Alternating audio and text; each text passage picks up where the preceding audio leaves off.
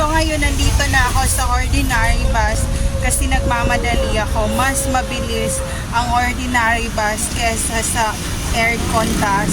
Talagang mabilis sila magpatakbo. Kaya kung nagmamadali kayo, ordinary bus ang sakyan nyo dito sa Maynila. So ito yung view dito.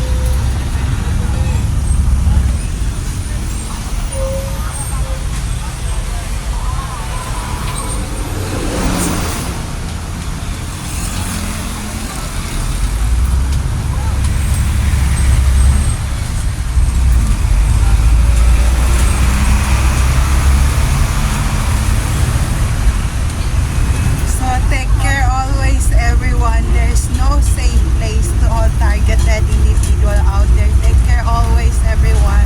So ngayon, papunta ako ng UST at saka ng FEU and also Fatima. So tingnan natin kung saan yung available na course na kaya kong pasukin. At ayun, doon tayo. Kung ano yung gusto natin, yun ang dapat natin gawin para hindi tayo masaktan.